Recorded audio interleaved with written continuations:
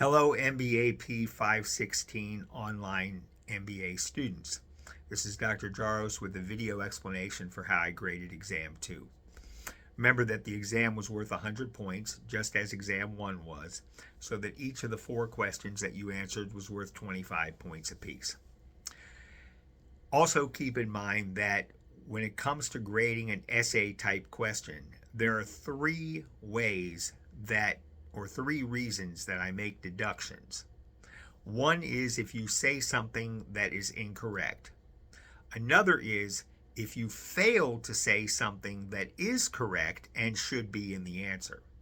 And the third is if you provide me with a lot of extraneous or irrelevant material, meaning you provide a lot of information that, whether correct or incorrect, is simply not relevant to the answer to answering the question.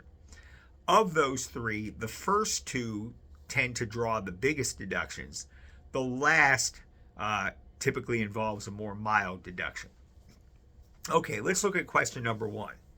If I am a vice president of marketing and I find that the managers of 2 departments who report to me, the GM for retail product supply and the GM for online sales, seem to frequently disagree with each other about marketing goals and policies, should I assume that the likely cause is that there is a personality conflict between them? Explain.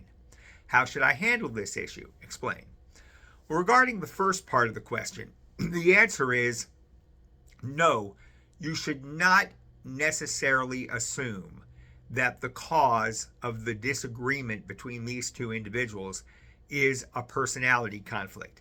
It might be a personality conflict, but as the authors of the article indicate to us, it is more likely that the reason is that because these 2 general managers represent different groups within the organization, different departments within the organization, that they represent groups that have different interests and values. And it is the difference in interest and values between these 2 groups that is driving the disagreement. Because when these 2 general managers meet with each other in these meetings, they are not speaking as individuals. Rather, they are speaking as representatives of the groups and their groups, and therefore they are representing the interests and values of those groups. And if the interests and values of the groups conflict, then that will be the reason for the disagreement, not a personality conflict. How should you handle the issue? Well, the authors of the article provide 3 different methods that can be used to handle these kinds of conflicts. One is to make the assumption that conflict is inevitable and agreement is impossible. A second is to assume that conflict is not inevitable, but agreement is again impossible. The third assumption that the VP could make is that although there is conflict between these 2 general managers, agreement is possible. And the authors argue that this third approach, this third assumption, assuming that although there is conflict, agreement is possible, this is the approach that the VP should take. And this involves using problem solving and other kinds of bargaining and compromise to try to help the 2 general managers reach agreement with each other. All right, let's look at question number 2. Question number 2 says,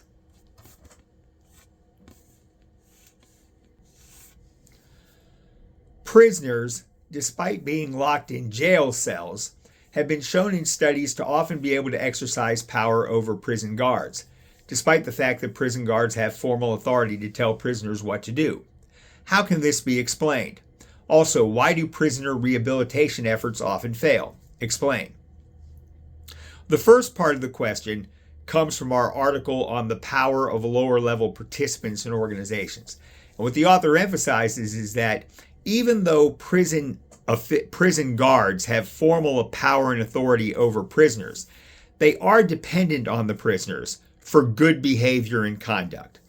Basically, the way it works is, if the prisoners were to act up, if the prisoners were to break a lot of rules and be rowdy and otherwise create disturbances on the cell block, then that would create an impression in the minds of the prison officials at the top, like the warden, that the guards are unable to control the prisoners, and therefore the guards are unable to do their jobs.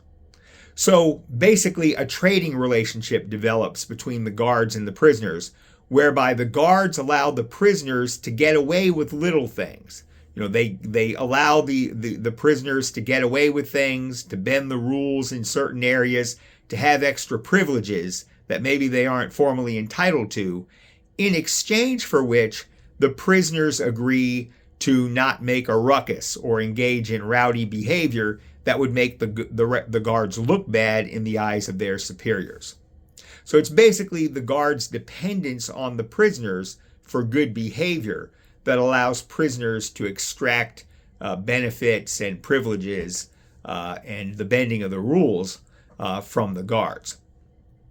Why do prisoner rehabilitation efforts often fail?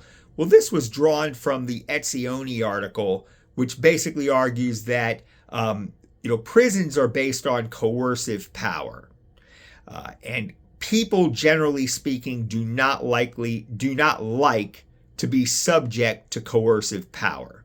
Nobody likes to be, ordered around, dictated to, or told what to do. In other words, people don't like to be coerced or threatened.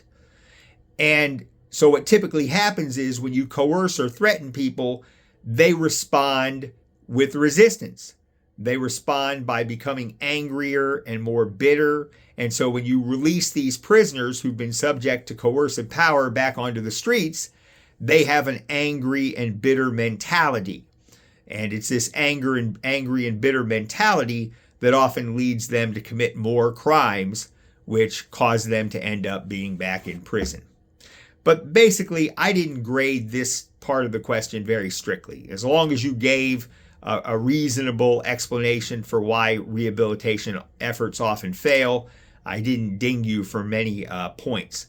Some people lost significant points because they simply forgot to answer that part of the question, but that's a different issue. Okay, so let's look at question number 3. Discuss the 3 possible avenues of organizational change.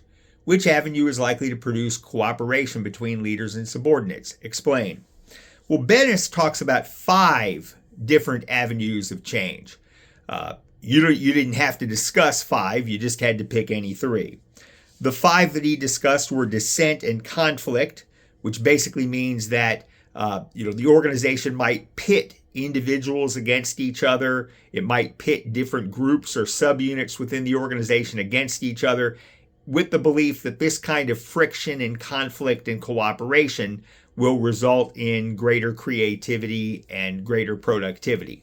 Bennis does not believe this works very well. It typically just results in a lot of arguing and disagreements that don't go anywhere. Also, trust and truth. Bennis argues that for leaders to effectively motivate their subordinates, they need to develop trust between themselves and their subordinates, and the way you do that is by telling the truth. A good leader should be honest and forthright with his or her subordinates, because that will result in trust and cooperation. And Bennis definitely believes that this is a path that could lead to better cooperation between leaders and followers. So this is a possible good answer to the second part of the question. A third approach is the clicks and cables approach, where within an organization you have different demographic groups. Bennis gives the example of older employees and younger employees who form cliques or subgroups within the organization.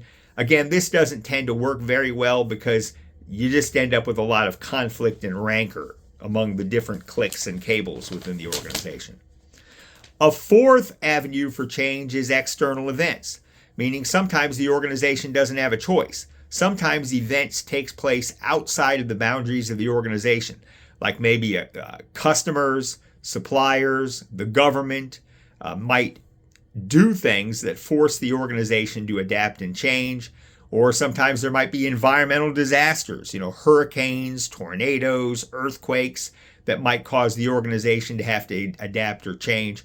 Bennis doesn't believe this is a fruitful path either, because typically the organization is in reactive mode. It's trying to recover from the pressure that is being placed on it by these outside events or forces. And last but not least is what he calls a culture or paradigm shift. And Bennis actually argues that this is the most important avenue of change. This involves leaders trying to create an entirely new set of values and strategies and policies for the organization. And he argues that if this is well done, this can result in a very cooperative relationship between leaders and followers as well. So really the best answer is the answer that resolves around culture or paradigm shift, but I also accepted the answer that involved trust and truth as well. Last but not least, question number 4 states, as discussed in our readings, discuss 3 benefits and 2 drawbacks or limitations of. All right, well, the article talks about several benefits of virtual teams, meaning teams that meet online rather than face-to-face. Okay. Among the benefits of virtual teams are it allows the organization to create a team that consists of a diverse talent pool of individuals, because you're not limited to people who are working in the same physical space. You can reach out all over the world, all over the country, all over the world, to get people of diverse talents and backgrounds and geographic diversity as well. Also, virtual communication allows for individuals to be in what the authors call 2 places at once, meaning like if you're on a Zoom call with someone, you have the resources of the online website that you might be working from, but you also have the resources of your home office where you're sitting. So it allows you to kind of be in 2 places at once. Also, there are a wide range of communication channels that are available for communicating virtually these days, and that's a benefit. Also, the authors argue that online or virtual teams typically allow for more precise communication. Because people can't read body language sometimes and gain access to other visual cues, like when we're meeting face-to-face, this causes people to be more precise in their use of language, and that tends to increase the communication efficacy. Also, in many cases, meeting face-to-face is difficult because that means everyone has to be able to come together. There are travel costs involved.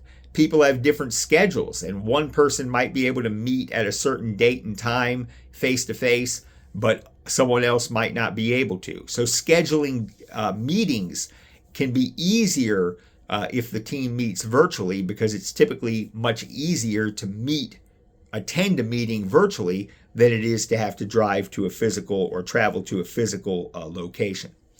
And also there's research that suggests that when teams meet virtually, they tend to get more done. And they tend to get more done because there's less time wasted.